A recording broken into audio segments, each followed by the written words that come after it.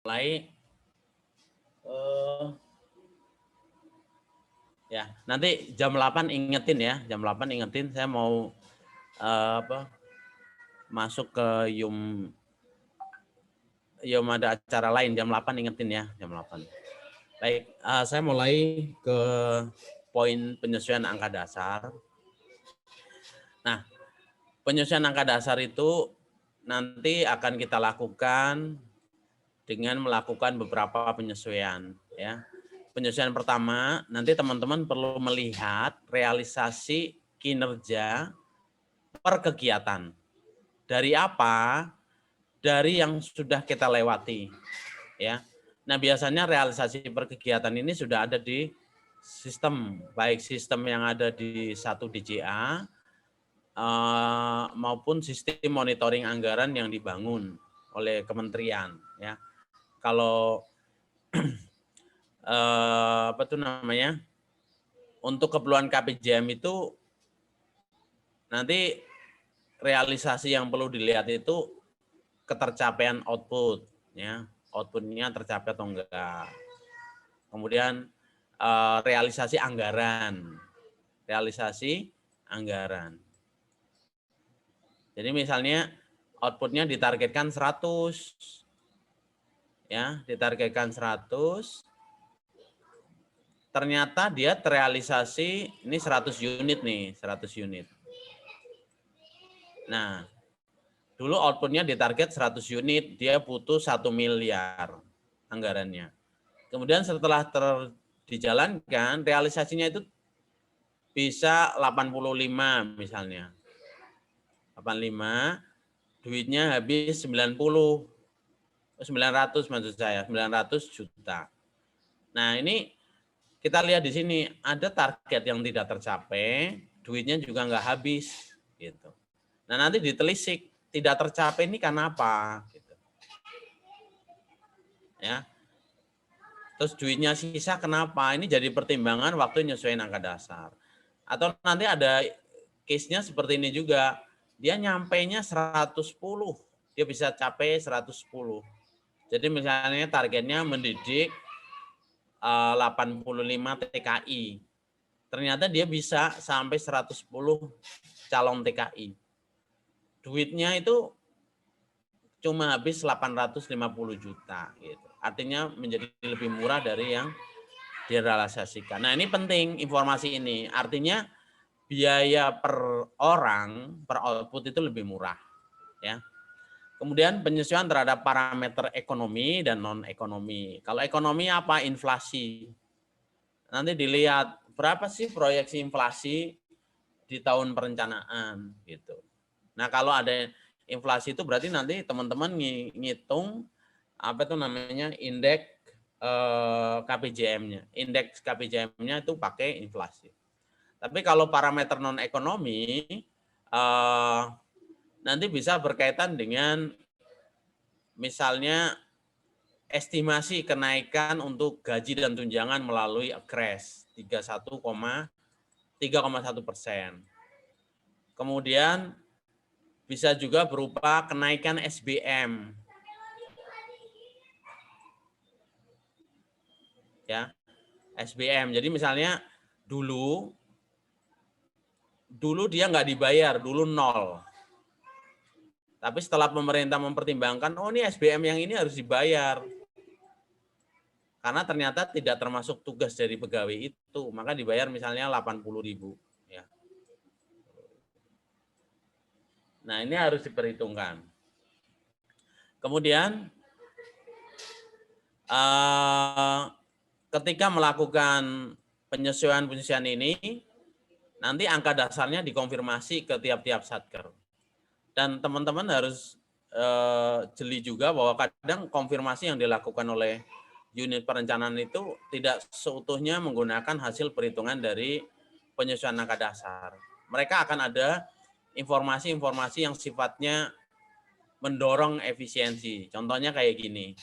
Misalnya dulu harga makan siang itu kalau menurut standar Menteri Keuangan kan 37 per box.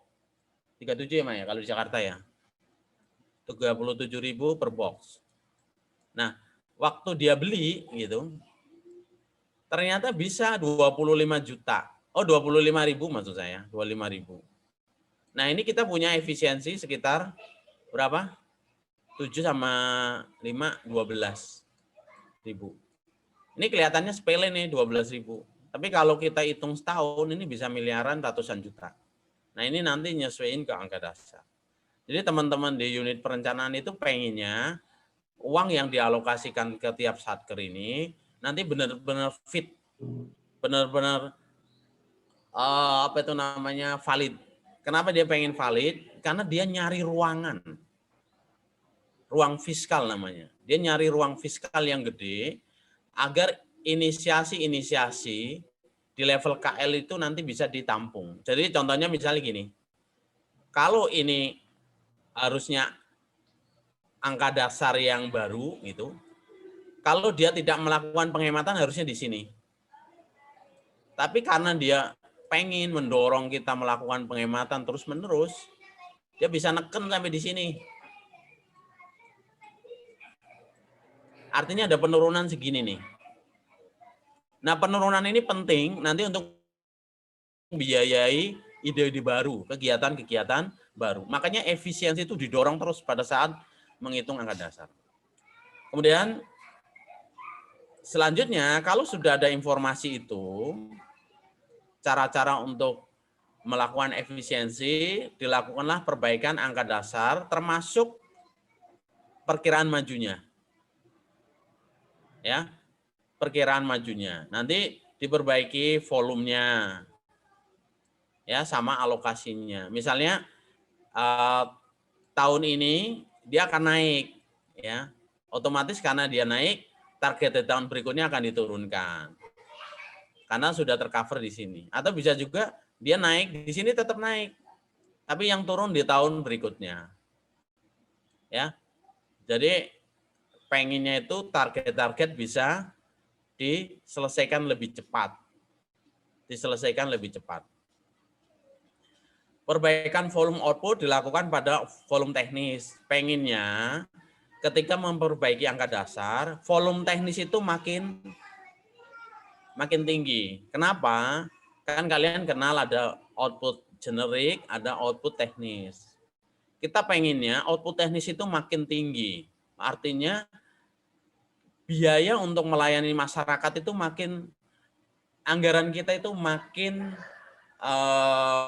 memihak pada terwujudnya pelayanan pada masyarakat. Tapi kalau kalian fokus pada, oh yang penting generiknya yang naik. Nah itu kita orientasinya bukan pelayanan, karena supporting unit atau supporting cost, biaya pendukung itu harusnya makin kecil. Kalau di akuntansi biaya kan kalian pengennya biaya pendukung itu makin kecil, overhead-nya itu makin kecil. Ya kan? Nah, kita pun pengennya kayak gitu waktu ngitung angka dasar. Sehingga nanti kita bisa melakukan pergeseran juga, ya. Komponen pendukungnya ini, yang ini kita turunin. Lalu yang komponen utamanya kita naikin. Kemudian penyesuaian angka dasar dengan usulan output baru. Kalau yang 1, 2, 3 ini dilakukan untuk output-output yang sudah ada. Tapi bisa jadi nanti ada output baru yang diusulkan. Nah, otomatis kalau ada output baru, di dalamnya pasti ada komponen baru. Nah, sekarang kita ke review angka dasar, peninjauannya seperti apa. Review angka dasar itu nanti disusun sebagai bahan masukan untuk menyusun paku indikatif. Ya, jadi teman-teman DJA nanti meninjau ulang hasil perhitungan angka dasar kita. Jadi kita di KL melakukan perhitungan. Pada saat melakukan perhitungan itu kita pakai konsepsi review ulang, ya, kita review ulang, disampaikan DJA. Nanti DJA mereview kembali, ya, mereview kembali. Siapa tahu angka-angka kita itu salah. Gitu. Dan di sini nanti kita akan menemui ada tujuan yang sedikit berbeda, ya. Tujuan yang sedikit berbeda. Berbedanya apa? Kalau di level KL itu pengennya hasil review angka dasar itu tinggi. Jadi ke orang KL, kalau orang yang kerja di KL itu pengennya angka dasarnya itu tinggi. Karena biar dapat alokasi indikatif tinggi. Tapi kalau teman-teman di DJA itu gimana caranya agar angka dasar ini nanti hasilnya reviewnya turun. Karena apa? Kalau mereka pengen tinggi, nanti beban APBN makin tinggi. Mereka kan pengennya beban APBN itu rendah.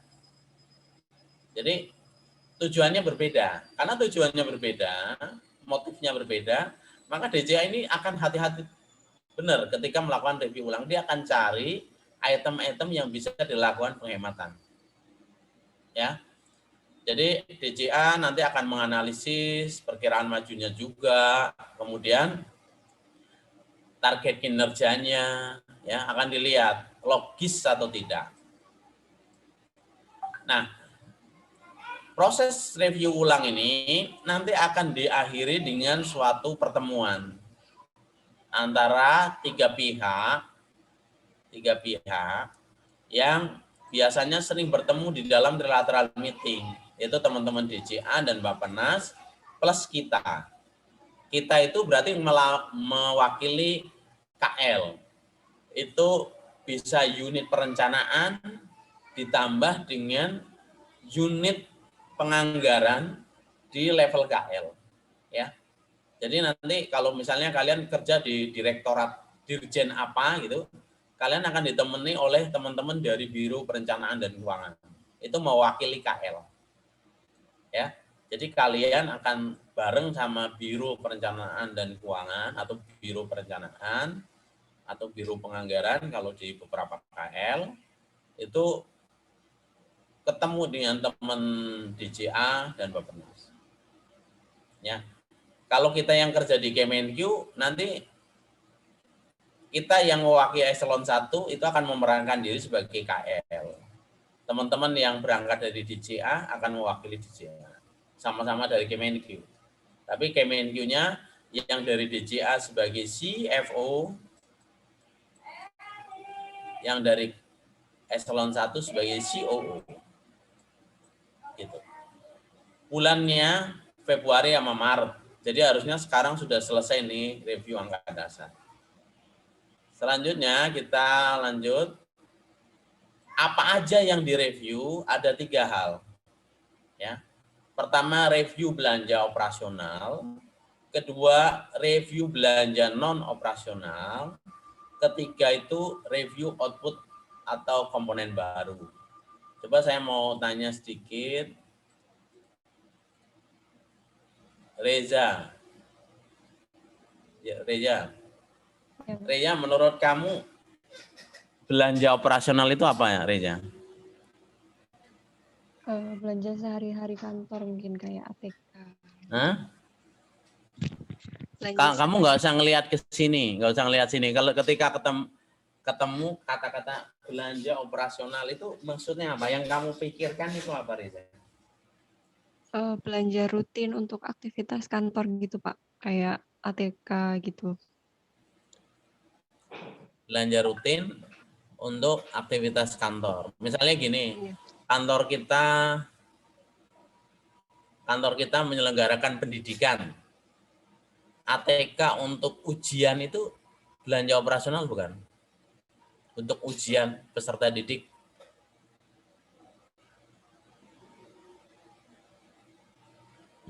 Iya, bisa jadi, Pak. Hah? Iya, mungkin. Iya, mungkin. Ada kata mungkin berarti Reza ragu ya. Nah, sekarang kita ganti ke teman lain. Siapa ya? Siapa yang mau bantu Reza? Tia. Mana Tia? Iya, Pak. Ya, gimana Tia? Ada yang mau ditambahkan dari jawabannya Reza? Kalau menurut saya sih, kalau operasional itu kan harusnya sehari-hari. Jadi yang tadi itu menurut aku bukan belanja operasional. Ntar Reza, saya mau ambil headset, nggak kedengaran soalnya. Ntar ya.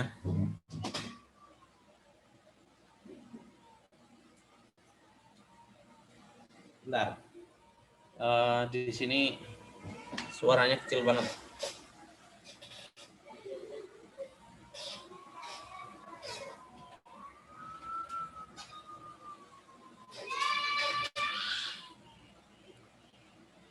Coba Reza. Siapa tadi, Tia ya? Iya Pak, kalau menurut saya tadi itu bukan belanja operasional, karena kalau belanja operasional itu belanja sehari-hari buat internal organisasi Pak, menurut saya. Misalnya, Misalnya yaitu ATK, terus apa ya? ya ATK, misalnya gini, kita organisasinya menyelenggarakan pendidikan. Kita mau ujian, untuk ujian itu butuh ATK. ATK buat ujian itu operasional bukan? Menurut saya sih bukan Pak, karena itu bukan belanja yang rutin Pak. Yang rutin contohnya apa? Eh, hmm, ATK untuk kantornya Pak. Untuk kantornya. Heeh. Jadi ya, jadi yang dimaksud Tia itu itulah yang disebut dengan belanja operasional. Kadang itu ini udah muncul ya di tempat kalian ya. Kadang itu ada salah persepsi antara orang penganggaran dengan orang akuntansi. Kalau orang akuntansi itu ketika ngomong belanja operasional itu dia berpikirnya semua uang atau belanja yang dikeluarkan ketika kita beroperasi. Itu orang akuntansi. Tapi kalau orang penganggaran, belanja operasional itu apa? Belanja operasional. Belanja yang dibutuhkan ketika kita justru belum beroperasi. Justru belum beroperasi atau belum menjalankan tusi. Ini bisa dibaca ya. Jadi belanja operasional adalah belanja yang diperlukan ketika organisasi kita itu belum menjalankan tusi. Loh, kok bisa Pak belum menjalankan tusi itu dia udah keluar duit? Iya, karena dia mempunyai sumber daya. Apa aja sumber daya organisasi? Macam-macam. Ada SDM, ada aset, gitu ya. Nah ini yang nyata, yang tangible ini SDM sama aset. Nah SDM itu dia perlu gaji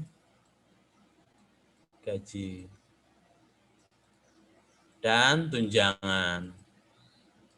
Lalu kalau aset itu macam-macam, dia butuh pemeliharaan, ya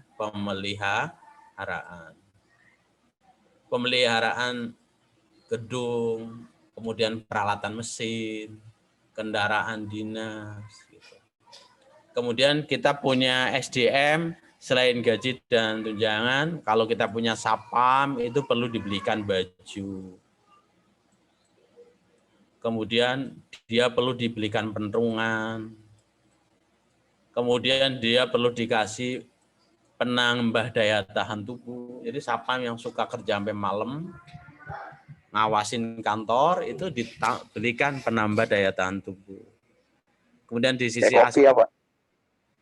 Hah? Kenapa kopi Bayu? masuk nggak Pak? Kopi masuk nggak Pak? Kopi itu nanti setahu saya nggak masuk Bayu, nggak masuk. Jadi penambah daya tahan tubuh itu kayak misalnya dibelikan obat, suplemen itu masuk di sini. Tapi kalau saya sejauh ini belum pernah nemu kopi itu dibiayai atau tidak. Cuma biasanya di kantor itu akhirnya pada iuran. Jadi pas gajian itu nanti teman-teman juga kalau udah kerja paling dipotong sebulan itu misalnya 50.000 itu buat beli kopi atau apa yang tidak bisa di-cover oleh APBN. Jadi iuran aja nggak apa-apa, itu 50.000 bisa untuk satu kantor. Kan nanti teman-temannya banyak tuh ratusan orang. Gitu. Ini namanya belanja operasional, ya. Nah, Kalau yang non operasional, belanja yang non operasional itu adalah ya belanja non operasional, itu belanja yang dipakai dalam rangka menjalankan tugas dan fungsi. Nah, tugas dan fungsi itu biasanya dilihatnya di output teknis. Belanja non operasional ini adanya di output teknis. Contohnya kalau dia itu tadi menyelenggarakan pendidikan, misalnya pendidikan sarjana ekonomi gitu ya, prodi S1 ekonomi, outputnya lulusan prodi S1 ekonomi. Nah, semua biaya untuk menyelenggarakan prodi S1 ekonomi itu masuknya biaya non operasional. Maaf, Biaya Pak. non Izin operasional. mengingatkan, Pak. Sudah jam 8, Pak. Iya. Bentar ya, saya ada rapat ini UMKM. Tapi nggak apa-apa, saya cuma diikutin aja. Sama teman-teman dari Banten.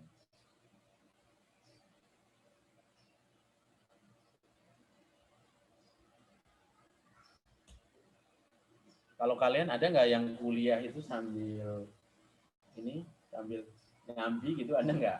Hah? Nggak ada ya? Ada tapi nggak ngaku ya? Nggak ngaku ya? Kalau saya kadang ada beberapa rapat, mau nggak mau saya harus double zoom, karena kalau ngandelin apa tuh namanya, misalnya ngajar dulu, rapat dulu, waktunya jadi nggak ini. Ini nanti siang rapat sama Pemda DKI siang. Tapi kebetulan Pemda DKI pas saya nggak ngajar, jadi enak. Kalau ini sama UMKM doang. Oke, ini saya udah masuk.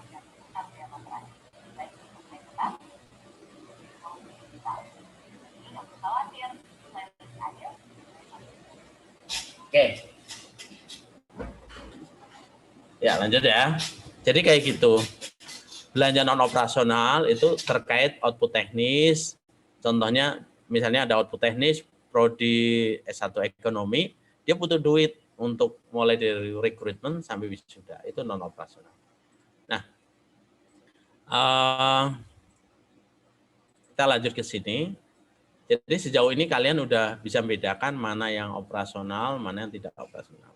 Nah, belanja operasional itu adanya di output generik. Output generik itu adanya di output 994. Makanya saya bilang tadi, kalau terkait dengan SDM, dia komponennya 001, pembayaran gaji dan tunjangan. Kalau dia terkait SDM yang lain, terkait dengan sumber daya lain, dia adanya di 002. Ya, 002 itu operasional perkantoran. Nah, ini materi ini kan disamakan oleh Pak Dosko. Di sini ada tulisan belanja operasional termasuk output sarpras internal. Kalau saya nggak sepakat ini masuk operasional. Kalian lihat aja di SEB yang punya Bappenas, layanan sarpras internal itu non operasional. Non operasional. Ini isinya adalah membeli belanja modal 53. Gitu. Membeli belanja modal akunnya 53. Jadi setahu saya, beberapa tahun saya mengikuti proses penganggaran sebagai pelaku gitu ya, output sarana prasarana internal itu bukan belanja operasional. Dia belanja operasional, tapi ini ditaruh di sini sama Pak Dosko, nanti perlu didiskusikan lagi. Maksudnya apa gitu? Maksudnya kalau misalnya kan ini sistem penganggaran itu berkembang terus ya. Dulu di layanan prasarana internal itu isinya ada pemeliharaan gedung dulu. Nah, kalau kita bicara isinya pemeliharaan gedung, Pak. Oh, itu saya sepakat, itu operasional. Karena pemeliharaan gedung kan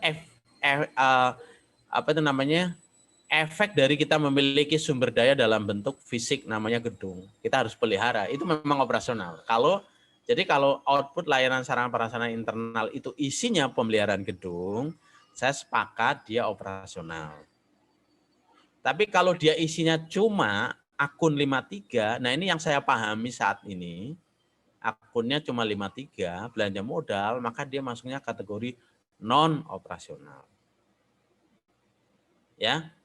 Sejauh ini bisa diikuti teman-teman? Bisa, Pak. Iya Bisa. bisa, Pak. Nah, nanti kalau kalian kerja, mungkin terminologi atau output 994 ini udah nggak ada pas kalian kerja. Kenapa? Karena sekarang ada namanya RSPP, Redesign Sistem Penganggaran.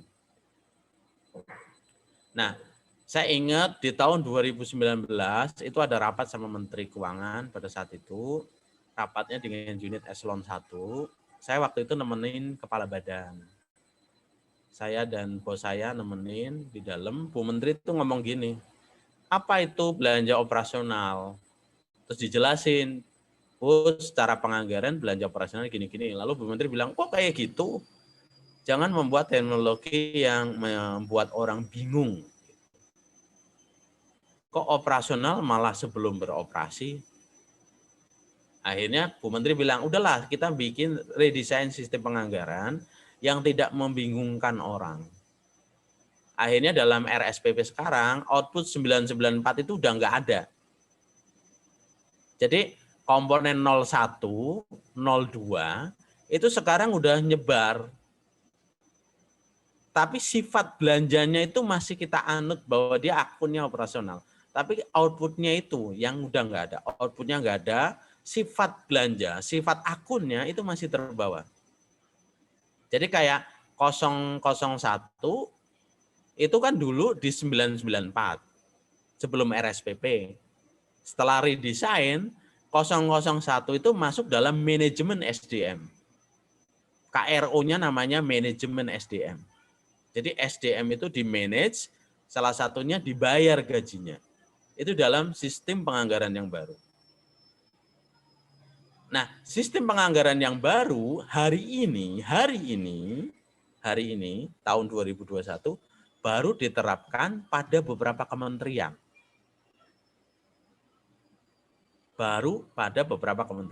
Salah satunya yang sudah pakai itu Kementerian Keuangan, Kementerian Perhubungan, BPKP, itu udah pada pakai. Tapi kalau beberapa kementerian masih menggunakan output 994. Ya. Nah, di RSPP yang baru, outputnya udah nggak ada, komponennya ngikuti KRO yang lain, akun-akunnya sifat belanjanya masih sama. Kemudian tinjau ulang belanja non operasional itu terkait dengan TUSI, tugasnya dia ngapain. Nah, TUSI itu nanti ngelihatnya bisa TUSI terkait dengan birokrasi. Artinya dia melayani organisasi lain. Jadi kalau misalnya di Kementerian Perhubungan itu ada Sekretariat Jenderal Perhubungan. Yang dikepalai oleh Pak Sekjen Kementerian Perhubungan. Itu melayani Direktur Jenderal lain. Itu namanya layanan birokrasi. Tapi ada juga yang pelayanan publik, dia melayani pada masyarakat. Kemudian kita harus perhatikan di tinjau belanja operasional, belanja prioritas itu tercover, artinya jangan sampai ketinggalan. Nanti belanja atau kegiatan prioritas itu ada 3, prioritas nasional, prioritas bidang, kemudian ada prioritas KL. Ini ada 3 jenis prioritas, nasional, bidang, kementerian. Nasional dan bidang, teman-teman bisa lihat di RKP, Rencana Kerja Pemerintah. Jadi prioritas nasional tahun ini apa sih gitu. Nanti ada di sana. Ya. Kemudian prioritas bidang ekonomi itu apa? Bidang sosial itu apa? Itu ada di RKP. Tapi kalau prioritas KL itu nanti ngelihatnya di Renja. Rencana kerja tiap KL. Misalnya prioritas nasional nanti ada biasanya menganut pada nawacita, ya nawacita. Misalnya membangun Indonesia dari pinggiran. Membangun Indonesia dari pinggiran itu bukan berarti kalau membangun gedung dari selokannya dulu enggak gitu. Dari pagernya dulu enggak gitu. Tapi dari daerah perbatasan. Jadi nanti disesuaikan di tiap kementerian. Kalau misalnya kita punya kantor yang nyebar di seluruh Indonesia, maka kantor-kantor pelayanan di wilayah perbatasan itu yang menjadi prioritas. Jadi misalnya kita membangun pelayanan terpadu. Nah, ini prioritas nasional membangun Indonesia dari pinggiran. Berarti wilayah-wilayah perbatasan, pelayanan terpadunya kita prioritaskan daripada yang di Jawa. Makanya kemarin banyak yang mengkritik pemerintah kan, selama pembangunan kita bertahun-tahun apa yang kita lihat? Nggak ada perubahannya. Karena kalian hidupnya di Jawa. Ya, kalian hidupnya di Jawa. Tapi kalau kalian di Entikong, di Kaltara, itu kalian melihat ada perubahan. Jadi kadang ketika kita mengevaluasi pembangunan, kita ngelihatnya jangan hanya di lingkungan kita doang. Kita harus view-nya harus lebih luas. Ya, lebih luas. Lebih luas, ya. Saya dulu waktu ke Kalimantan gitu, melihat waktu kita merencanakan untuk pendidikan, pembangunan infrastruktur pendidikan dan bantuan pendidikan, itu ngelihat di desa-desa itu masih banyak anak sekolah, mereka tuh ikat ininya apa namanya, sabuknya, ikat pinggangnya itu dari rafia. Ya, dari rafia.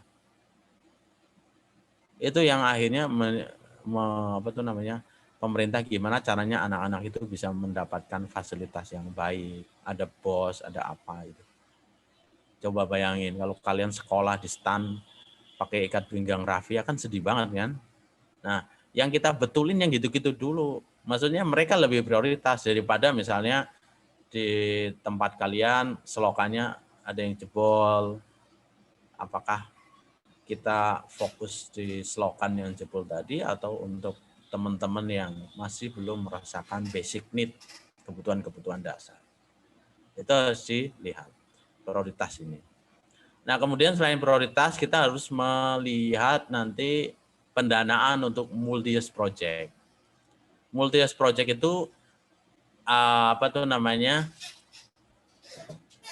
pekerjaan yang melewati 1 tahun. Contohnya kita akan bangun gedung nih. Bangun gedung misalnya 10 lantai. 10 lantai misalnya 200 miliar. Nah, ini nanti teman-teman harus lihat dia itu mau dibangun berapa tahun. Gitu. Misalnya dibangun 3 tahun, tahun pertama 40, tahun kedua 120, tahun berikutnya 40 lagi. Tahun pertama ini apa tuh namanya, perencanaan, manajemen konstruksi, arsitekturnya di sini.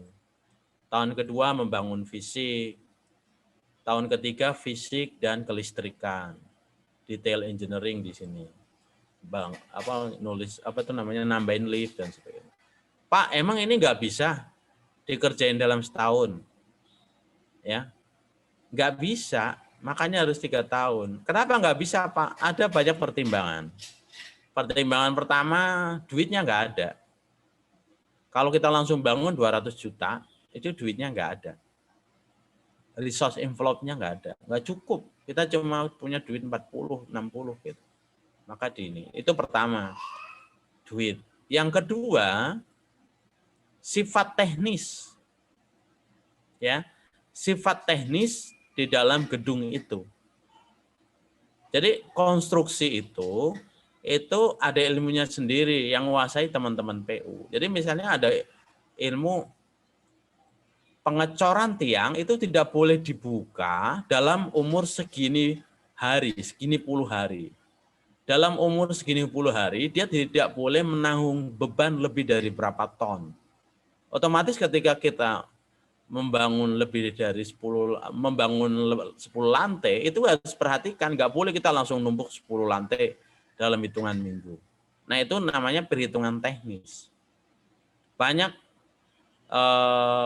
hal-hal yang harus diperhatikan. Makanya nanti perhitungan teknis ini akan, atau pendapat atau kondisi teknis ini nanti akan dikasih pendapat oleh PU. Si PU-nya nanti bilang, untuk membangun ini Anda paling cepat butuh waktu 4 tahun, 3 tahun. Nanti ada pendapat dari Menteri Teknis, Menteri PU.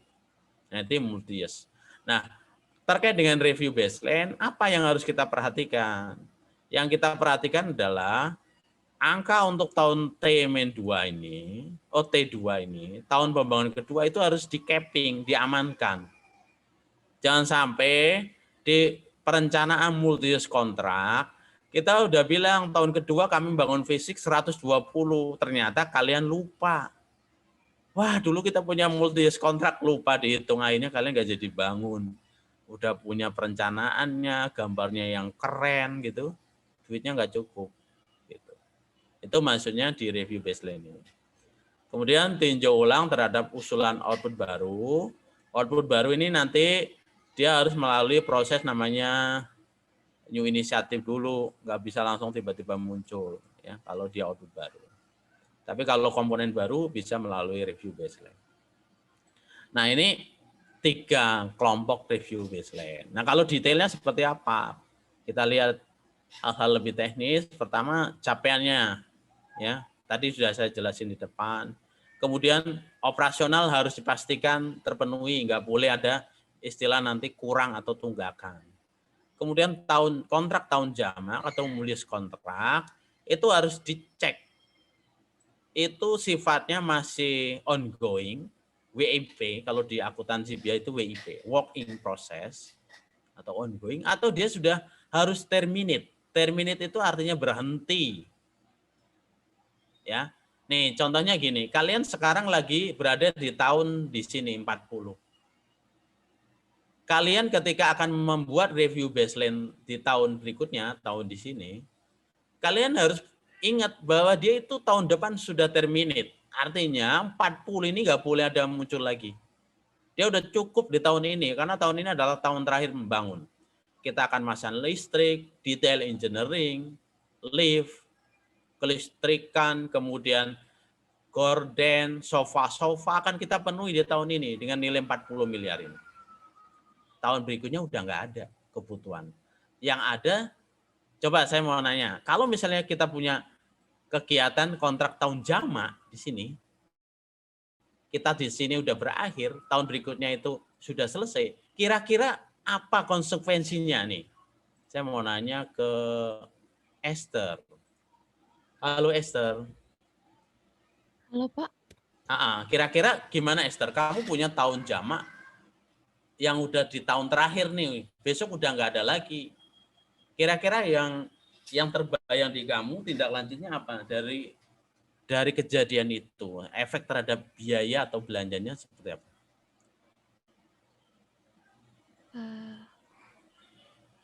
Saya masih kurang paham Pak. Boleh diulang lagi nggak Pak? Kamu punya multi-use kontrak, ada 3 tahun, ya kan? Kamu udah di tahun ketiga, misalnya kamu bangun gedung 200 juta, 200 miliar. Yang 40 kita bangun, 120 udah dibangun. Nah sekarang kita tahun ketiga 40 juga. Kita akan menghitung angka baseline berikutnya. Nah di angka berikutnya ini konsekuensinya apa dari kondisi ini?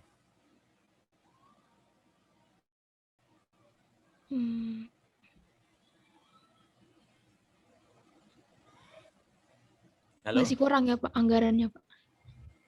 Kan kita gedungnya udah tahun terakhir 40, kita udah bangun ini. Konsekuensinya apa? Ada yang bisa bantu Esther? Halo. Ada yang bisa bantu nggak? Nih, maksudku gini nih, teman-teman. Nah, kita akan bangun gedung 200 juta. 200 miliar maksud saya. Ini multi-years tahun pertama, years pertama, itu 40. Years kedua, itu 100, berapa tadi? 20 miliar, ini miliar. Years ketiga, ini 40. Nah, kalian posisinya di sini nih. Kalian posisi di sini. Ini kurus karena lagi puasa ya. Nah, kemudian kalian diminta, ayo kita hitung angka dasar di tahun sekarang. Ya kan? Dan sekarang ini berapa? Kira-kira konsekuensi dari kejadian ini multi-use kontrak, ini kegiatan multi kontrak, kemudian atau biasa disebut tahun jamak ya, kontrak tahun jamak, KTJ. Konsekuensinya apa? Anggarannya bisa mengecil, Pak ya. Itu yang Di sini karena akan sudah mengecil. selesai. Sini akan mengecil, bahkan menjadi 0, ya kan? Yang kita anggarkan di sini, tadi yang nyebutin siapa? Fandi ya, Van? Lutfi, Pak. Oh, Lutfi. Lutfi. Ini kan multi use kontrak kebangun gedung. Ini akunnya akun apa? Masuknya kategori apa? Belanja? Modal, Pak. Modal 53. 53 itu tadi saya bilang dia belanja apa? Masuknya kategori belanja non operasional. Operasional. Belanja non operasional 53 itu yang multi use kontrak nanti udah butuhnya 0. Karena udah nggak ada lagi, udah selesai nih di tahun ini. Mungkin ada kebutuhan lain tapi udah tidak terkait dengan gedung itu. Misalnya ini gedungnya udah selesai, yang tahun berikutnya kita mau bangun pagar, Pak, cuma 5 miliar, itu hal lain. Ya. Pagar kan udah beda dengan gedung. Intinya gedungnya udah selesai 0. Nah, kegiatan ini bangun gedung, akunnya 53, dia menjadi 0 atau mati di sini, ini mati.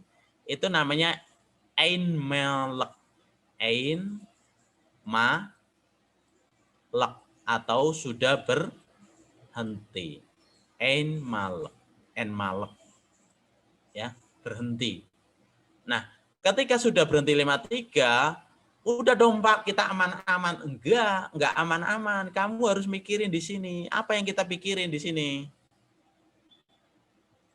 Yang di sini yang harus dipikirin yang apa? Belanja operasionalnya. Kan gedung ini udah jadi nih. Di sini udah berhenti kan? Nah, dia akan menimbulkan biaya juga, Pak. Di mana? Di sini, Pak, di belanja operasional. Kira-kira apa ya belanja operasional yang muncul? Kira-kira nanti terkait dengan gedung ini. Pemeliharaannya, Pak.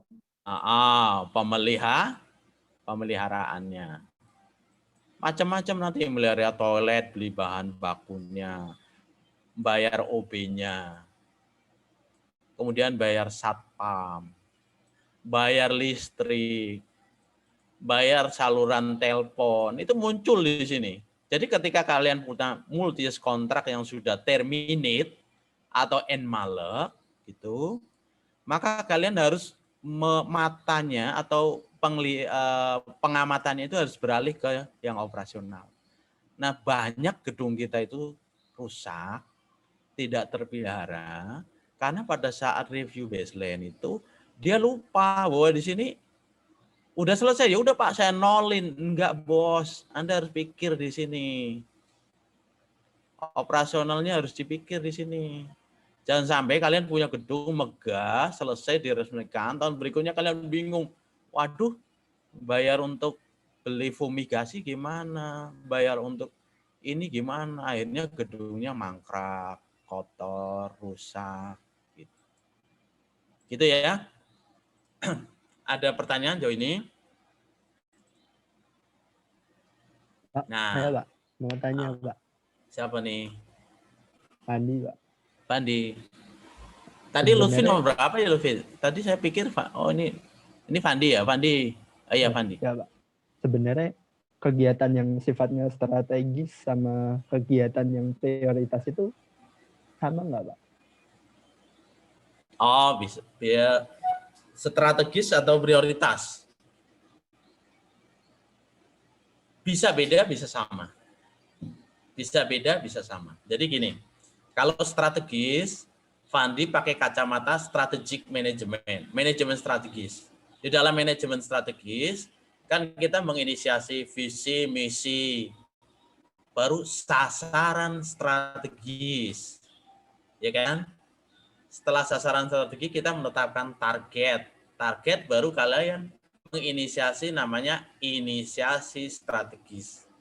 Nah, inisiasi strategis itu bisa digali pada level KL atau level satkermu. Jadi satkermu punya, aku punya inisiasi strategis. Misalnya kantormu pendidikan. Pendidikan itu kok banyak anak bolos, kemudian banyak anak nggak betulin perpustakaan, banyak anak kuliah kok pakai kaos, pakai sandal gitu. Kalian punya IS. Apa itu IS-nya? Inisiatif strategisku adalah meningkatkan kedisiplinan dengan misalnya melakukan peer review. Jadi teman disuruh menilai temannya. Itu inisiatif strategis di kantormu. Oke, di kantormu. Itu strategis. Tapi strategis di kantormu, apakah prioritas bagi kementerian? Itu berbeda kan, Van? Apakah prioritas pada level nasional, pada level KL, level bidang? Tidak. Tapi beberapa case, strategis pada level kantor kita, itu bisa menjadi isu nasional juga. Kalau kita sebagai pemain utama di dalam program itu. Bisa diikuti maksud saya, Van? Nah, nanti kalau Van dibikin penganggaran, yang ditempatkan itu yang sifatnya level nasional dulu, Van. Itu menempati prioritas tinggi dulu. Nanti duitnya masih ada, kalian bisa beranjak pada sifat-sifatnya IS, inisiatif strategis, di level satker. Tapi biasanya sih setahu saya, duitnya akan sangat cukup untuk hal-hal seperti itu. Karena IS itu kan biasanya kita tajamkan dari kegiatan rutin. Dari kegiatan rutin itu bisa dari IS. Oke, demikian ya Van ya. Kita lanjut ya Van ya. Nah, bagus nih pertanyaan Vandi. Nah, kemudian berikutnya, hal yang dibahas ini tadi udah, belanja modal sudah, output prioritas sudah, kemudian evaluasi kinerja saya kira tadi udah saya singgung, evaluasi kinerja penganggaran juga.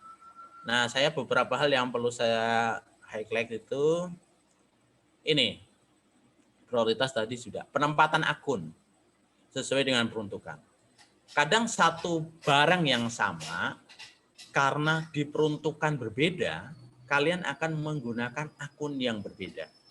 Contohnya gini, kantor kalian itu KKP. KKP itu beli speedboat. Perahu speedboat. Kalau dia tujuannya untuk operasi atau patroli sendiri, maka dia akunnya 53. Tapi kalau dia beli speedboat, tujuannya buat dikasih ke nelayan, dia bisa akunnya 52. Belanja barang. Kalau dia kasih ke nelayan, tapi dia nggak beli dulu, ya, dia langsung memberikan sebagai hibah. Itu nanti akunnya bisa belanja hibah. Kalau nggak salah kodenya 57. Jadi barang yang sama, kalau peruntukannya beda, itu akunnya berbeda. Gitu.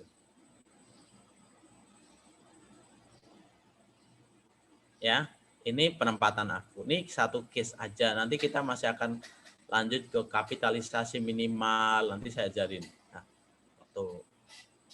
kalau enggak di pelajaran ini mungkin di akuntansi pemerintah. Kemudian evaluasi kinerja penganggaran. Nanti kan kita ada MONEF, kalian udah belajar MONEF juga. Nanti ada spending review, mana pos-pos yang bisa dihemat, bisa dilakukan efisiensi, efektivitas itu bisa diambil informasinya. Mana yang bisa ditekan biayanya dari hasil MONEF nanti ketahuan. Ya.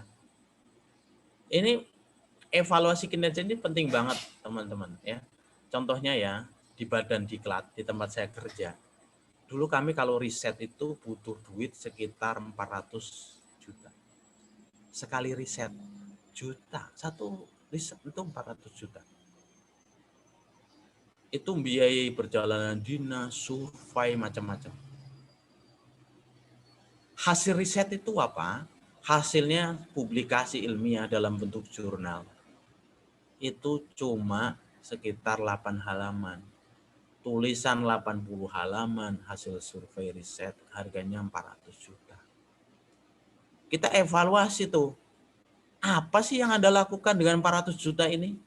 Hasilnya cuma 8 halaman, diterbitkan secara nasional. Dicek, kita cek.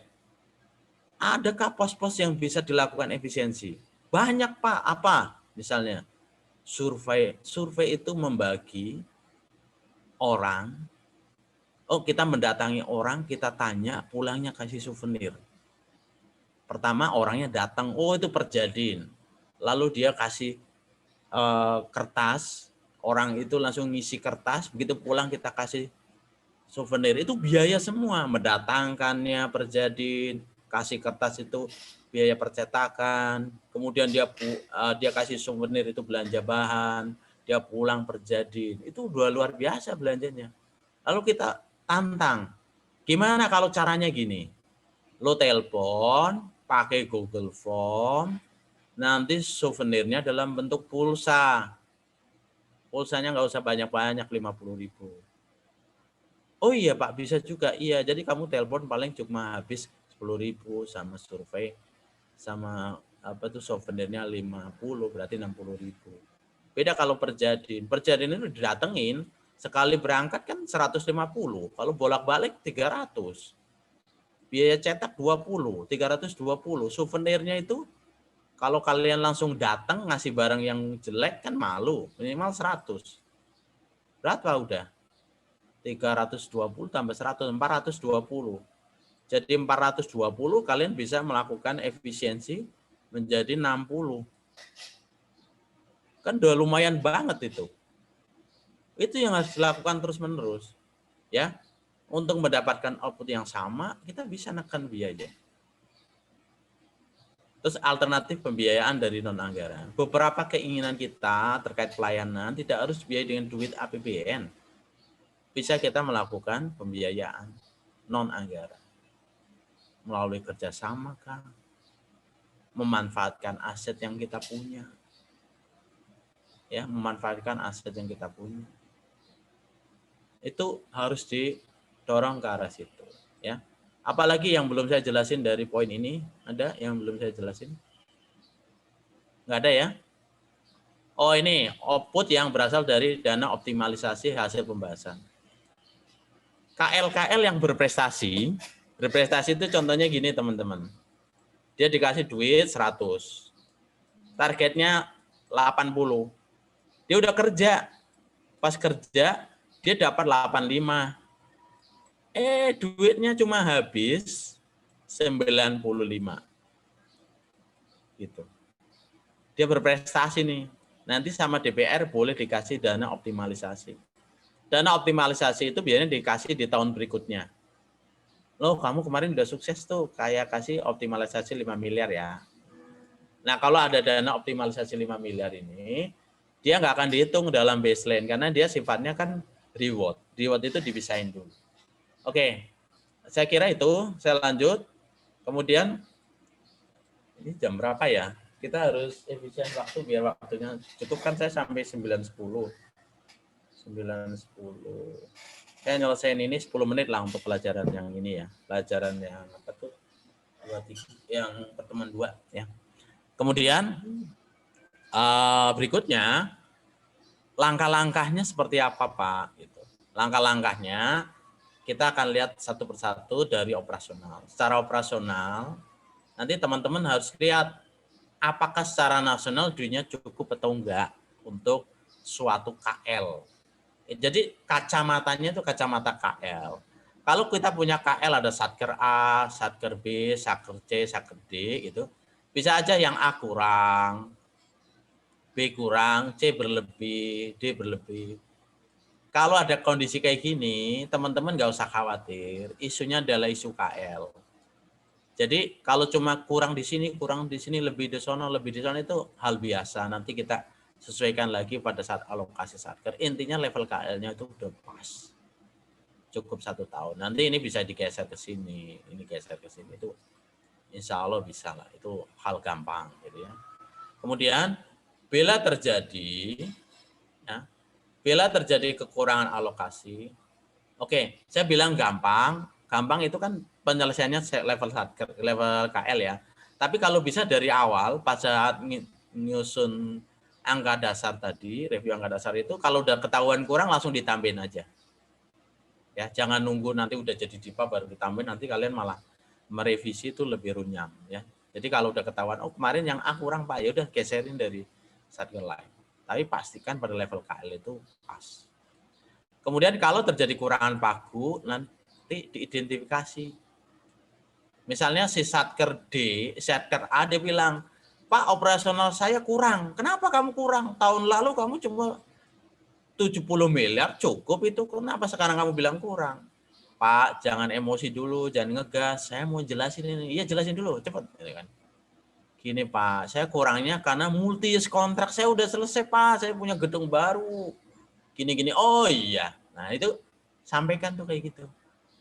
Pak, belanja pegawai saya kurang. Loh kamu kemarin cukup? Iya sekarang kurang. Soalnya sekarang di tempat saya pegawainya udah naik jabatan jadi fungsional. Fungsional itu dapat tunjangan fungsional. Dapat tunjangan kinerja, dia gajinya lebih tinggi, Pak. Jadi kurang kalau segitu. Oh iya, nggak apa-apa, itu sampaikan semuanya. Dan penyampaiannya, teman-teman pastikan harus didukung data yang cukup, yang relevan. Contohnya, misalnya gajinya naik karena dia naik jabatan, kasih database pegawai. Kasih SK-nya. Kalau dia bilang, gedung saya nambah, Pak. Kasih data BMN. Data BMN ada berapa gedung, luasnya, dibangun kapan, itu ada di data BMN. Pak, fungsional saya naik gajinya karena dia dapat tunjangan. Tunjangannya apa? Mana? Gitu. Itu kalian siapin. Jadi jangan cuma ngomong doang, itu harus dikasih bukti. Kalau kalian udah punya bukti, yakinlah. Teman-teman di KL pada saat review, teman-teman di DJA itu pasti akan percaya. Duitnya ditambahin. Yang salah di kita, kadang kita punya kantor, dia tidak terpelihara, duitnya kurang, itu kita diem-diem baik. Diem-diem baik, nanti nyalain pemerintah. Pemerintah tidak melihara, tidak apa. Lah kamu dulu pada review biasanya diem baik. Jadi kalau dulu pas saya di perencanaan anggaran, kalau ada Satker yang ngeluh-ngeluh gitu, malah saya balik omelin. Kamu diem aja, kamu diem aja. Jangan cuma nyalain pemerintah gitu. Nah, memikirkan ini kan T-1. Jadi kalau Anda mau ngeluhkan hari ini, kesalahan Anda itu dimulai dari T-1 dulu. Anda dulu diem baik. Anda nggak memberikan data yang relevan. Gitu. Kalian masuk kantor, mengeluhkan itu kejadiannya udah dimulai dari setahun yang lalu. Pada saat review angka dasar, dia nggak nyampein data yang benar. Nah, kemudian untuk angka dasar, tadi nanti juga dihitung perkiraan maju di T+1. Teman-teman perhatikan pos-pos yang sifatnya belum jelas itu harus dikeluarin. Belum jelas atau di luar kewenangan kita. Yang belum jelas itu misalnya apa? Gaji untuk pegawai baru. Gaji untuk pegawai baru itu di-off-in dulu. Ya. Pegawai baru itu nunggu nanti ada pegawainya. Yang ngitung bukan kantor kita. Yang ngitung itu biar nanti kantor pusat atau kalau misalnya sudah ada komitmen dari BKN nanti aja dulu. Satker kita off-in dulu. Termasuk perbaikan tunjangan kinerja, belanja transito. Transito itu nanti hanya ada di BUN. Kemudian pastikan juga tidak ada pos-pos tambahan operasional yang belum terhitung. Misalnya kita Kementerian Pendidikan, itu kan kode anggarannya 023. Ketika dia kekurangan operasional, dia udah meres-meres di level KL, diperes-peres, di Satker A diperes, itu sampai dia itu benar-benar kekurangan. Akhirnya dia bilang sama Menteri Keuangan, Bu Menteri Keuangan, saya itu udah mengais-ais di semua pos, di seluruh Satker saya untuk nambah operasional, tapi duitnya nggak ada, Bu. Gimana, Bu? Lalu Bu Menteri Keuangan, kasihan banget kamu punya operasional ini, saya tambahin dari Babun. BA-Bun, bagian anggaran 99. Tambahin kamu kurangnya berapa? 20 miliar, Bu. Oke, sampai 20 miliar melalui mekanisme revisi. Nah, nanti di tahun berikutnya kalian jangan lupa dulu si BA023 ini pernah dapat tambahan 20. Anda harus hitung. Kalau nggak dihitung, dia akan jerit lagi di tahun berikutnya, Bu, saya kurang gitu. Daripada dia jerit lagi, biarin hitung lagi. Jadi pastikan operasional itu tidak kurang. Termasuk tunggakan-tunggakan. Perpindahan dari pos-pos lain yang dibutuhkan dalam rangka pemenuhan operasional. Itu yang harus teman-teman perhatikan. Kemudian yang berikutnya, untuk output komponen 01, kalian nggak boleh masukin selain kode 51. Jadi isinya harus 51 semua. Isinya itu belanja pegawai, termasuk tunjangan. Kalau kalian nambahin di sini pakaian sapam 52 langsung dicoret. Karakternya itu dia hanya SDM terkait dengan gaji dan tunjangan. Kemudian 02 itu isinya operasional kantor, kode 52, nggak ada 53. Misalnya, Pak, saya mau beli mobil untuk operasional. Mobil untuk operasional, iya Pak. Itu 53, belanja modal, membentuk aset yang dimanfaatkan lebih dari 1 tahun, itu 53. Kelompoknya bukan di komponen 002. Jadi dia nanti masuknya komponen pada output layanan sarana prasarana internal. Itu yang operasional, ya. Jadi yang 53 ini nanti masuknya non operasional pada output layanan sarana prasarana internal. Ya, sekali lagi saya bilang output layanan sarana prasarana internal ini bukan operasional, ya, bukan operasional. Dia non operasional. Tapi di bahan tayang saya biarin aja karena saya menyesuaikan yang disampaikan Pak Dosen. Kemudian untuk non operasional, teman-teman itu nanti harus lihat pada kegiatan yang birokrasi, kemudian pelayanan publik, prioritas nasional, atau penugasan. Nanti ada kantor-kantor yang dia itu dapat penugasan khusus. Ya, selain prioritas, dia dapat penugasan khusus. Contohnya itu dulu saya pernah ngurus ya kegiatan penugasan. Itu dulu namanya kegiatan afirmasi. Ada 2 kegiatan afirmasi yang saya pernah terlibat. Untuk pendidikan Papua sama pendidikan untuk aparatur desa, ya. Kalau Papua mungkin yang dulu pernah saya ajar PPKN itu pernah saya ceritain. Nah, kalau yang pendidikan aparatur itu pernah kami dikasih tugas mendidik, kalau nggak salah itu 17.000 ya, yang di tahap pertama 5.000, tahap berikutnya 17.000. Saya cerita yang 5.000 aja deh, 5.000. Kami harus mendidik 5.000 aparatur desa. Kami harus mendidik aparatur desa dari 5.000 desa di Indonesia. Itu ada penugasannya, ada impresnya. Lalu 5.000 ini, kan ini sebenarnya bukan tusinya kami. Bukan tusi. Kami tugasnya kan mendidik aparatur di bidang kementerian, di bidang keuangan negara yang ada di Kementerian Keuangan. Kami tugasnya itu. Tapi kami terus disuruh mendidik aparatur desa. Nah, itu ada tugasnya, ada impresnya. Nah, ini juga harus perhatikan. Nanti jangan sampai dia tidak teralokasi. Pokoknya kalau ada prioritas nasional, prioritas bidang, penugasan, itu kalian harus capping. Duitnya harus benar-benar tercukupi. Kalau nggak tercukupi, nanti diplototin oleh pimpinan-pimpinan. Kalau penugasan itu sampai level presiden nanti yang melototin. Nah, biasa, tapi ada kalau terkait dengan penugasan itu kalian bisa menempatkan diri seperti ini. Ini saya cerita dikit ya. Kalau penugasan kan dia harus dibiayai. Kalau dia harus dibiayai, kalian kan harus memprioritaskan. Kalian bisa melakukan capping seperti itu. Taruh duit di situ, itu di keep, nggak boleh buat lain. Itu alternatif pertama. Tapi beberapa case dulu pernah kami lakukan, pada saat nyusun anggaran itu pertama kita prioritas dulu yang operasional, penuhin dulu. Kemudian tusi yang basic itu penuhin dulu. Baru kita ngomong, Pak, duit kami udah dikit banget. Kami jadi nggak mampu untuk melakukan penugasan dari presiden.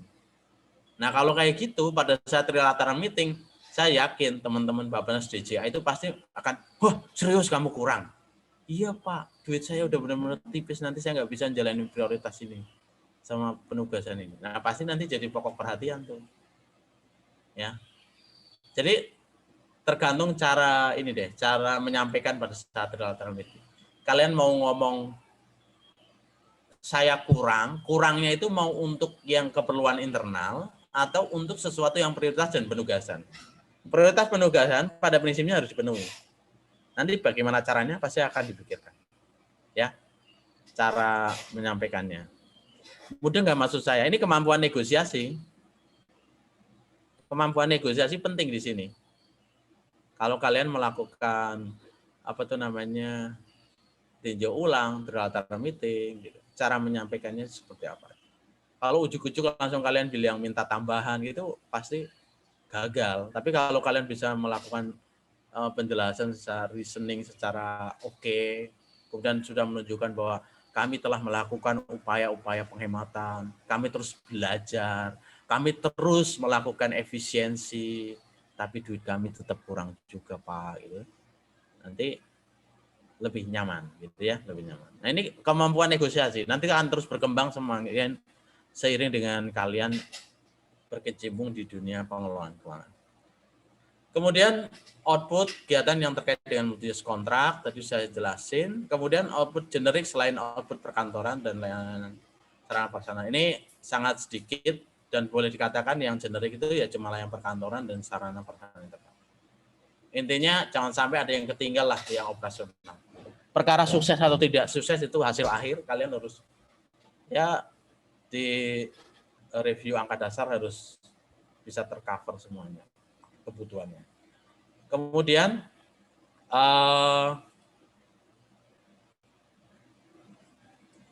ini sekarang jam berapa ya? 15 menit cukup nggak nanti? Oke, di sini 2 menit. Saya minta 2 menit untuk nyelesain yang lalu. Nah, nanti kalau sudah ada di review ulang, tinjau ulang, nanti ada 2 kemungkinan. Dia ditolak atau disetujui oleh teman-teman di DJA. Ya. Disetujui itu gimana Pak? Kalau kalian nggak minta duit tambahan, pasti kayak gitu. Pak, saya akan meningkatkan volume. Pak, saya mau gini. Sakarepmu, yang penting tidak minta uang tambahan. Itu bahasa kasarnya seperti itu. Jadi sepanjang dipenuhi dari relokasi antara output, komponen yang sudah ada. Tapi kalau ternyata kita ngomong, Pak, saya mau gini, pada review angka dasar itu, ujung-ujungnya kalian minta duit, minta tambahan. Nah, tambahan itu belum tentu langsung disetujui. Nanti teman-teman DJA akan melihat resource envelope. Kemampuan menghasilkan uang itu cukup nggak buat membiayai kenaikan-kenaikan yang diminta oleh seluruh kementerian. Dan pasti seluruh kementerian, seluruh bagian anggaran itu minta naik. Percaya deh. Pasti. Jadi kalian nanti kalau kerja di DJA, apa di kementerian, di unit perencanaan, penganggaran, kalian dengerin dulu, semua orang itu pasti minta duitnya kurang. Kalian misalnya kerja di Kementerian Perhubungan, satkernya 2.000, pasti ngomongnya, saya yakin 70% pasti ngomong kurang. Itu semuanya udah kayak gitu, itu udah nature-nya gitu. Nah, dengerin dulu. Nanti kita akan pretelin di review angka dasar termasuk saat telaah. Kita akan lihat di situ poin-poinnya. Banyak hal yang bisa dihemat. Nah, terus nanti DCA akan lihat informasi yang ada di Direktorat Penyusunan APBN. Apakah resource envelope-nya itu cukup atau enggak? Kalau angka dasar yang dihasilkan nanti lebih tinggi dari resource envelope, maka harus dilakukan cara-cara untuk menyesuaikan angka dasar. Cara-cara angka dasar. Nah, ini biasanya tetap akan ketemu caranya melalui pembahasan yang rutin di internal kementerian. Kalau kami di Kemenhu itu ada namanya resource forum.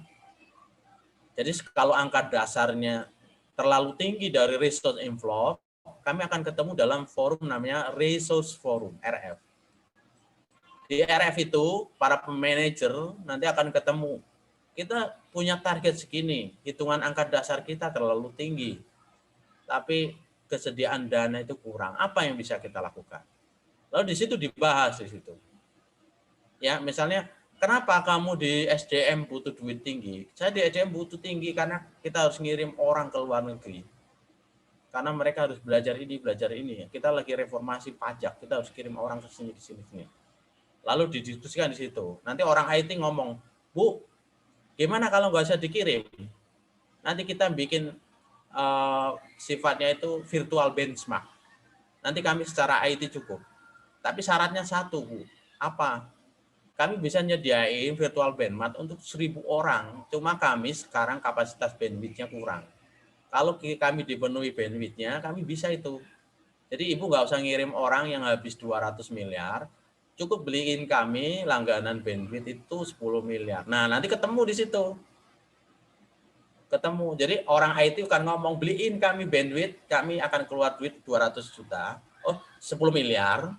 Tapi Ibu bisa hemat 200 miliar. Nah, itu ketemu nih di sini. Melalui rapat-rapat pimpinan. Kalau di kami, di Kemenq namanya Resource Forum. Nah, akan lain halnya kalau angka dasar itu lebih kecil dari resource envelope. Nah, itu biasanya effortnya tidak terlalu luar biasa karena kita punya ruang fiskal yang lebih gede. Apakah dengan demikian upaya efisiensi tidak dilakukan, Bu? Pak, dilakukan, tetap akan dilakukan. Kita akan cari cara-cara untuk efisiensi. Tapi memang tekanannya tidak terlalu tinggi karena kita sudah punya ruangan. Oke, saya kira itu. Saya akan lanjut ke pertemuan 3. Wah, 20 menit, 10 menit cukup ya. Sing iki rampung kan? Ini tinggal terima kasih doang kan. Nah, sekarang saya mau ke pertemuan ketiga. Cukup lah, insya Allah cukup. 3. Oke. Nah, sekarang kita akan lanjut ke inisiatif baru atau new inisiatif. Apa aja yang akan kita bahas? Ini banyak banget materinya dari A sampai K. Tapi saya pesan sama kalian, terutama yang nanti jadi perencana anggaran, penyusun anggaran, jangan gumunan, ya. Itu kayak pesannya Pak Suwarta, jangan gumunan. Jangan kaget ngelihat orang ngusulin langsung banyak duit. Miliaran, triliunan. Jangan kaget mau kuliah sudah A sampai K item. Nggak usah kaget. Ini kalau diperas mungkin cuma beberapa biji. Ya. Nah, yang jadi sumber materi, nanti teman-teman bisa PMK 208 sama Perdir JA 05 sama Permenpan 01 2011. Pak, yang ini apa Pak? Yang saya coret, yang Bapak coret itu apa? Ini PMK lama sebelum 208. Tapi kita cantumin di sini karena dia keren. Kerennya apa? Dia punya lampiran. Lampirannya itu detail. Nah, lampiran 142 ini tidak dibawa di PMK 208. Jadi teman-teman kalau baca 208 pengen lebih detail, coba bisa lihat di lampiran 142. Karena di situ lebih detail penjelasannya. Walaupun PMK-nya udah dicabut. Nah, sekarang kita ke konsep dasar. Apa itu new inisiatif? New inisiatif itu policy baru atau perubahan policy yang ada, yang saat berjalan, tapi ada konsekuensinya. Apa konsekuensinya? Nambah duit, nambah anggaran. Dan anggarannya itu bisa terjadi baik anggaran yang sedang kita susun, dalam arti kita sedang merencanakan baseline-nya, atau untuk perkiraan majunya. Itu new inisiatif. Kebijakan baru, perubahan kebijakan berjalan yang mengakibatkan adanya kebutuhan uang, konsekuensi anggaran. Nah, new inisiatif ini berangkat dari, yang bentuknya nanti saya lewati dulu, nanti belakang ada. Berangkat dari landasan konseptual gini. Pertama, fleksibilitas dalam perencanaan dengan tetap menjaga akuntabilitas. Kita tahu satu prinsip di dalam anggaran kinerja adalah let the manager manage. Artinya biarkan para manajer mengelola sumber daya dia sepanjang untuk mencapai target. Artinya apa? Semua manajer di kementerian itu punya ruang untuk merubah perencanaan sepanjang dalam kewenangan dia. Ya. Nah, itu harus dilakukan dengan cara-cara yang akuntabel, tidak boleh serampangan. Hari ini saya berubah A, berubah B, berubah C. Harus akuntabel, harus ada proses, prosesnya benar. Kalau kalian baca bukunya Daniel Tomasi, ada 4 tujuan public expenditure management, kan itu ada disiplin fiskal, ya, fiskal disiplin, kemudian ada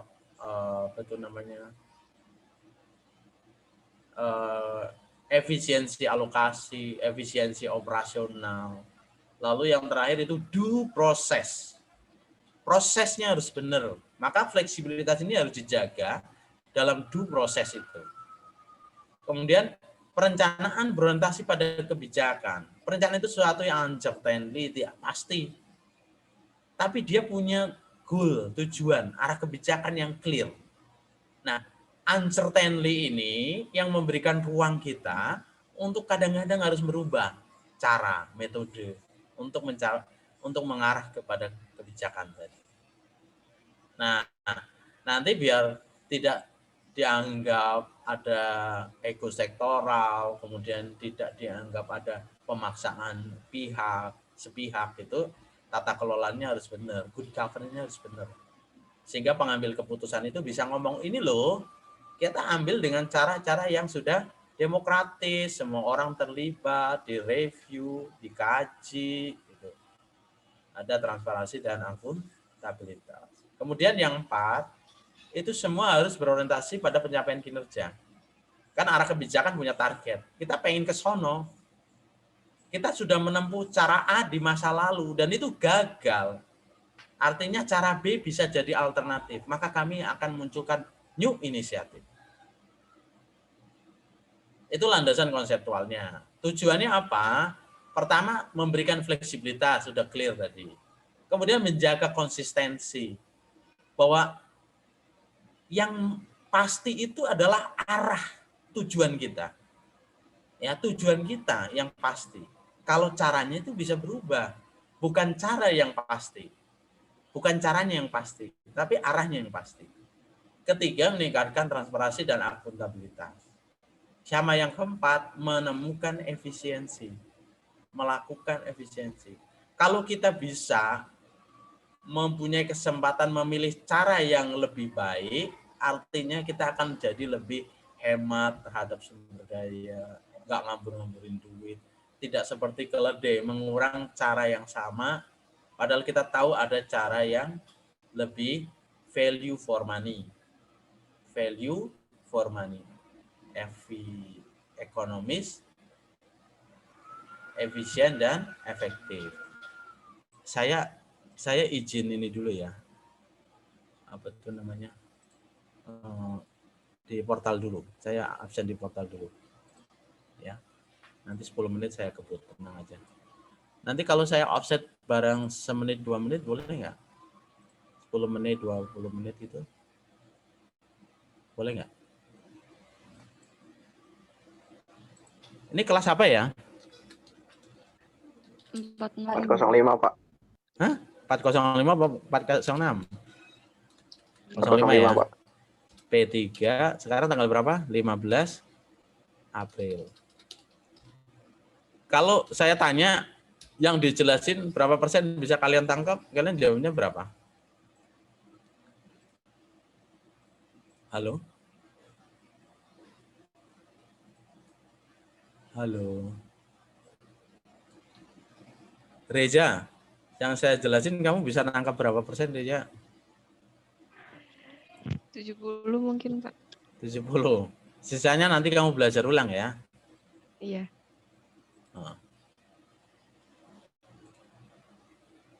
Ada teman-teman kalau ada sesuatu yang menurut kalian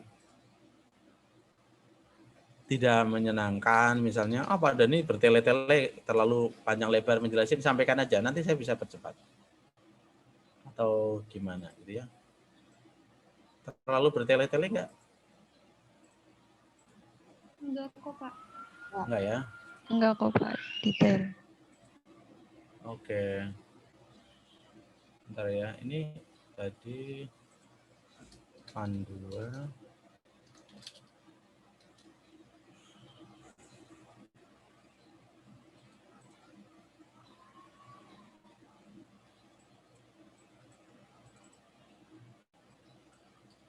Ya. Nah, tapi ada satu yang perlu kalian perhatikan terkait dengan syarat, apa yang nanti jadi ide kalian yang akan dituangkan dalam new inisiatif, itu harus sesuatu yang sesuai dengan arah kebijakan dan prioritas pembangunan nasional. Ya, arah kebijakan dan prioritas pembangunan nasional. Ini yang harus kalian perhatikan. Ya, contohnya dulu ini apa tuh namanya? Kami pernah ngajuin new inisiatif itu bikin pusat pembelajaran untuk custom, ya, pusat training custom di Asia Tenggara. Itu pernah kami dari Kemenkum bikin itu. Dan itu disetujui di Bappenas. Karena pada saat itu ada arah kebijakan prioritas pembangunan nasional berkaitan dengan peningkatan pengawasan perdagangan internasional. Lalu kami dari BPPK, kami ngusulin, Pak, kami perlu membangun pusat pelatihan custom wilayah Asia Tenggara. Kenapa Indonesia harus ke situ? Karena kita adalah pemegang kunci di Asia Tenggara. Indonesia itu negara maritim yang luas di Asia Tenggara. Masa kita tidak menjadi pemain utama? Sedangkan arah kebijakan kita adalah melakukan penguatan pengawasan perdagangan internasional. Nah, itu disetujui di Bappenas. Jadi harus sesuai dengan arah kebijakan nasional. Nah, kalian lihat di sini, ini ada bagan ya yang menjelaskan mengenai kaitan antara KVJM dengan KBJM. KVM itu apa? KVJM, kerangka fiskal jangka menengah. Itu estimasi resource inflow yang bisa kita kumpulin dari pajak, cukai, PNBP gitu. Kita lihat di sini. Lalu ada KPJM, kerangka pengelolaan jangka menengah, hasil dari perkiraan maju dari seluruh kementerian. Itu di level sini. Nah, kita lihat ketika ngomong KVJM itu artinya batas tertinggi total anggaran itu di level itu. Nah, ketika menghitung angka baseline, kita masih menyisakan ruang. Ini namanya ruang fiskal. Ruang fiskal ini nanti bisa diisi dengan ide-ide baru. Salah satunya itu new initiative. Maka ketika menghitung angka dasar, kalian harus mengupayakan agar garis yang angka dasar ini turun. Ya, kalian harus mengupayain yang garis baseline ini bisa turun sehingga baseline-nya itu nanti di angka segini. Nah, kalau udah turun, kalian punya ruang fiskal yang lebih luas untuk menampung banyak ide pembangunan, ide-ide baru, kebijakan baru. Kita harus dorong ke situ. Kita jangan pasrah di baseline segini, kita harus tanya terus ke satgas-satgas kita. Apa yang bisa kita lakukan untuk menurunkan baseline?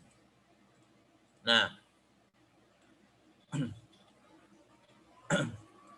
tadi ruang gerak bagi inisiatif baru itu bisa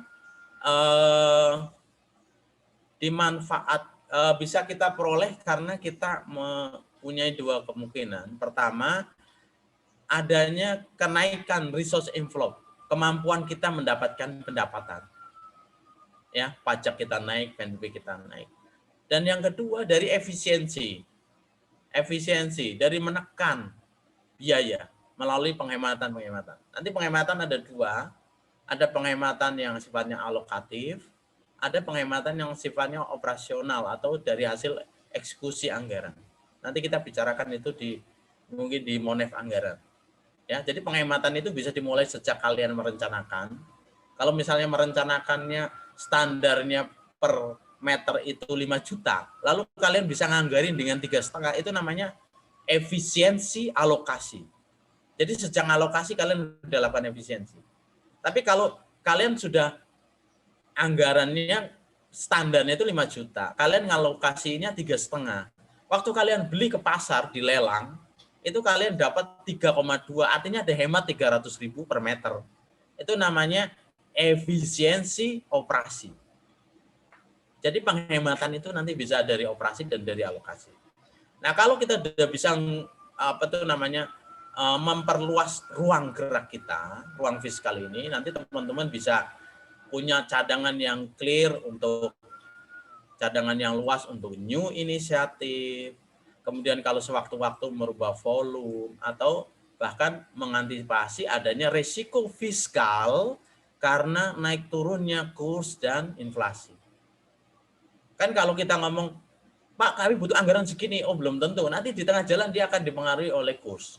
Beberapa item biaya yang terkait dengan belanja-belanja ke luar negeri. Nah, itu harus kita perhitungkan, itu namanya cadangan, itu namanya risiko fiskal. Nah, new inisiatif nanti bentuknya ada yang program baru, output baru, kegiatan baru, gitu ya, outcome baru. Tapi kalau dia hanya sekedar mengganti atau menambahkan komponen yang ada, maka dia kategorinya bukan new inisiatif. Misalnya kalian udah ada output A, ini komponennya awalnya 3, kalian menambahin 1 jadi 4, oh itu nggak bisa. Itu bukan inisiatif baru. Kemudian ada kegiatan inisiatif baru namanya penambahan volume dan percepatan pencapaian target. Ya, teman-teman harus perhatikan 1, 2, 3 ini harus sesuai dengan arah kebijakan dan prioritas nasional. Nah, saya lanjut. Ini ada beberapa kemungkinan tadi. Pertama untuk program sampai dengan output baru. Nah, kita lihat di sini. Ini beberapa kemungkinan. Pertama, kalau program baru itu kan saya pernah jelasin ke teman-teman, kalau program itu kan tanggung jawabnya eselon 1. Ya, tanggung jawabnya eselon 1. Nah, kalau ada tambah eselon 1, misalnya karena perubahan struktur, maka bisa aja nanti nambah program baru. Kemudian ada kebijakan baru, tugas baru untuk satu eselon 1, dia nggak bisa masuk program lama, bikinkan program baru. Terus gitu. Ini beberapa kemungkinan ya, perubahan kebijakan. Nah, kalau ada program baru, otomatis ada kegiatan baru, ada outcome baru, ada output baru, ada komponen baru. Itu untuk program baru. Lalu kalau bicara mengenai outcome, bisa aja kita mempertahankan program lama, tapi ada outcome baru yang harus kita tambahin. Karena belum tercover di outcome yang ada di program lama. Nah, ini bisa juga karena perubahan tusi, organisasi, tugas baru, dan sebagainya. Kemudian kalau ada outcome baru, maka nanti ada output baru, ada kegiatan baru, dan ada komponen baru. Yang tetap cuma programnya doang. Lalu kegiatan baru itu akan nempel di program lama, berdampingan dengan kegiatan lama, akan ada output baru, dan ada komponen baru. Kemudian kalau output baru, akan ada komponen baru. Ya, jadi yang warnanya oranye ini artinya baru-baru. Nah, kemudian tadi kan terkait dengan program sampai output baru. Nah, sekarang dengan penambahan target. Kadang ada juga inisiatif itu sifatnya menambahi target yang sudah pernah kita perkirakan maju. Contohnya gini, ada 2001 kita punya target segini, 50, 2002, 2003, 2024. 100, 150, 200. Lalu di tahun berikutnya kita akan ngitung baseline tahun 2022, kita belajar dari tahun ini. Pak, sebenarnya tahun depan itu kami bisa capek yang 120. Dulu kami target 100 karena kami belum punya infrastruktur.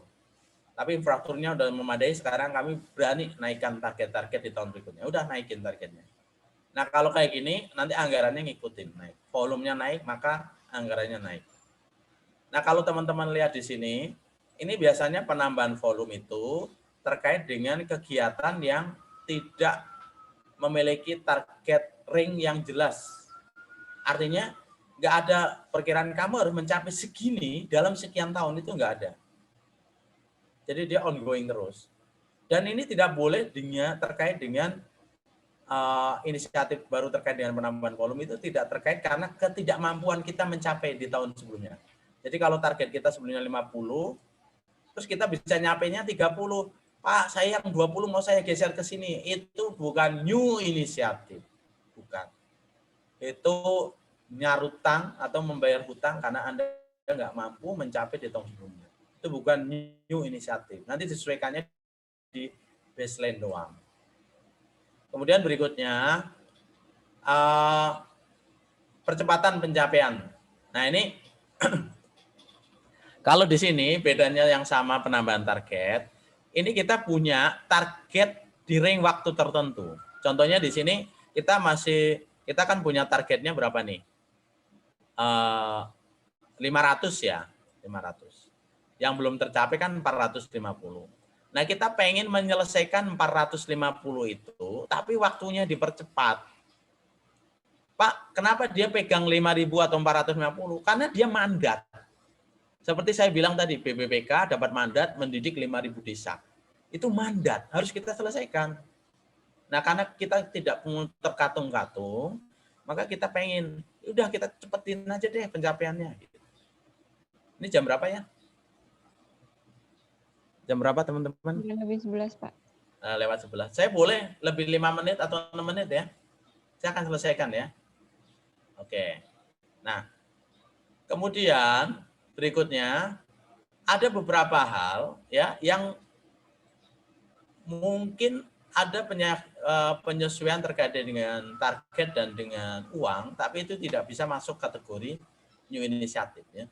Beberapa nanti kita ngelihat ada kenaikan anggaran, tapi dia bukan new inisiatif. Apa aja? Pertama, kalau kita cuma menyesuaikan kurs dan inflasi. Kemudian kita melakukan perubahan SBM dan SBK. Ini standar biaya masukan sama standar biaya keluaran. Jadi kalau kalian lihat di anggaran kan setelah akun itu ada detail belanja. Setelah detail itu, di detail itu kan nanti ada harga satuan. Nanti saya kasih contoh waktu bikin RKKL, kertas kerjanya. Ini nanti ada harga satuan. Harga satuan itu bisa naik turun, bisa naik tiap tahun. Nah, kalau kita cuma betulin itu namanya cuma penyesuaian terhadap parameter ekonomi. Kemudian perubahan target tapi tidak mengubah anggaran yang ditetapkan. Ya. Nah, perubahan target tanpa mengubah anggaran yang telah ditetapkan. Tapi harus perhatikan ini yang sifatnya di luar prioritas. Ya. Kemudian ada juga tadi peluncuran dari tahun sebelumnya. Tadi saya contohkan punya target 50, tapi cuma tercapai 30. Yang 20 itu di carry over. Ya, diluncurin di tahun berikutnya. Nah, kalau kayak gitu itu bukan inisiatif, itu kita cuma nyarutang kegagalan kita di masa lalu. Kemudian jenis-jenis perubahan lainnya, tapi tidak memenuhi syarat yang tadi terkait dengan arah prioritas pembangunan nasional. Kemudian kita lanjut.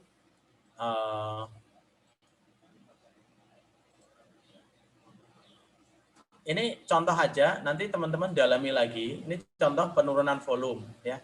Awalnya 800 karena kalian belajar, ternyata saya nggak punya kemampuan 800, ya udah saya 600 dulu Pak, ini bukan new inisiatif. Kemudian ini luncurin target ya. Awalnya 50 tercapai 40, diluncurin yang 10, ini juga bukan new inisiatif. Nah, nanti kalau kalian ngusulin new inisiatif, ada beberapa alternatif pendanaan. Pertama, on top. Kita memang benar-benar minta tambahan, baik rupiah murni atau pinjaman. Kedua, realokasi. Realokasi dari mana, Pak? Dari tahun-tahun yang lain. Misalnya tadi, antar perkiraan maju, kita geser maju ke depan. Atau dalam tahun yang direncanakan, kalian geser antar output, antar program, gitu. Antar kegiatan. Tapi kalau realokasi tahun direncanakan, ini ada syaratnya. Syaratnya apa? Nggak boleh menurunkan target pada level program dan kegiatan. Jadi kita pengen nambah volume, ngambil duit dari kegiatan program lain, tapi tidak nurunin target. Atau kombinasi, ya. Ada sebagian minta tambah, sebagian minta realokasi. Kalau saya sarankan, kalian itu kalau duitnya kurang, kalian pakai kombinasi. Karena kalau kalian langsung minta tambahan anggaran itu kayaknya malu kita. Ya, waktu pembahasan new initiative nanti malu. Nggak punya muka. Kita jadi kayak minta-minta aja gitu. Jadi kita harus nunjukin, kami melakukan upacara efisiensi. Sehingga kami bisa melakukan realokasi. Tapi setelah kami realokasi tetap ada kurang, Pak. Kami minta tambahan. Nah, kesempatan new inisiatif ada 3, sebelum baku indikatif, setelah baku anggaran, sebelum baku anggaran, sebelum baku indikatif, sebelum anggaran, sebelum alokasi. Nanti setiap KL bisa bikin proposal lebih dari 1, lalu ada beauty contest. DCA sama teman-teman Bappenas nanti akan membuat penilaian. Gitu. Nah, ini kesempatannya 3 kali, teman-teman bisa lihat sebelum indikatif, sebelum anggaran, sebelum baku alokasi. Nah, ini karena ini bagannya diambil dari Permen Bappenas nomor 1 tahun 2011, maka di sana masih menggunakan istilah baku sementara dan baku definitif. Kemudian perhitungan terinisiatif itu harus sampai level komponen. Tapi untuk bisa nyusun sampai level komponen, biasanya teman-teman tetap ngitung sampai detail. Dan ini memang kami sarankan. Kami itu maksudnya saya sarankan itu kalian nyusunnya sampai detail. Karena apa? Ketika kalian nanti pembahasan new inisiatif, kalian tahu bahwa komponen ini biayanya posnya ini aja. Dan itu biasanya ditanyain. Kok bisa naik, bisa turun? Itu ditanyain. Lalu kalian juga harus hitung perkiraan maju untuk target dan anggarannya. Lalu siapa yang terlibat nanti baca sendiri. Intinya nanti Bappenas menilai dari sisi policy, Kemenkeuangan lihat dari sisi anggaran. Nah, kementerian nanti membuat proposal dengan melihat arah kebijakan yang ditetapkan oleh kabinet.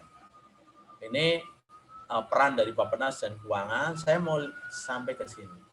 Nah, nanti tiap proposal dari new inisiatif akan dinilai dari 10 aspek. Ya. Setiap aspek nanti terbagi atas sub-sub aspek. Sub-aspek ini itemnya beda-beda untuk tiap aspek. Ada yang isinya 2, 3, 4. Nah, banyaknya sub-aspek itu menunjukkan bobot. Nanti cara ngelihatnya seperti ini. Aspek tujuan nanti dilihat. Tujuannya rasional atau enggak, hasilnya jelas enggak, masalahmu itu apa? Apakah yang kamu usulkan itu menyelesaikan atau tidak? Cakupan, yang kamu usulin itu levelnya regional atau nasional. Kenapa kamu milih daerah situ? Contohnya tadi, dulu kami dikasih target 5.000 desa. Lalu ditanya, 5.000 desa itu kamu daerah mana? Oh, saya ngambil Indonesia Timur, Indonesia Barat, Indonesia ini. Lalu kenapa kamu pilih itu? Lalu kita kasih reason di situ. Saya milih di Indonesia Timur karena menurut indeks pembangunan desa di Indonesia Timur itu porsi desa tertinggal itu lebih gede. Itu dijelasin, kalian harus punya data. Penerima manfaatnya siapa? Nanti jelasin. Harus berbasis data. Kemudian setelah itu ya proposal tadi dari aspek subaspek, kalian nanti kasih nilai di tiap subaspek itu ST, T, S atau R. Sangat tinggi, sedang atau rendah. Lalu dikonversi, kalau dia sangat tinggi kali 4, kalau tinggi kali 3 dan sebagainya. Lalu kalian ambil nilainya. Nilainya berapa? Kalau dia di atas 70 itu baik. Kalau di sama dengan 50 atau di bawah kurang. Lalu setelah dinilai, lalu kalian lakukan perenggingan. Perenggingannya nanti ada 3 kategori, ada layak, dipertimbangkan, kurang. Yang layak itu apa? Yang dia memiliki yang berada di dalam ruang gerak inisiatif baru plus 20%. Ya, jadi nanti ruang gerak inisiatif baru itu berapa? Lalu ditambahkan 20% dari ruang gerak itu, maka proyek-proyek atau usulan yang berada dalam ring itu nanti masuk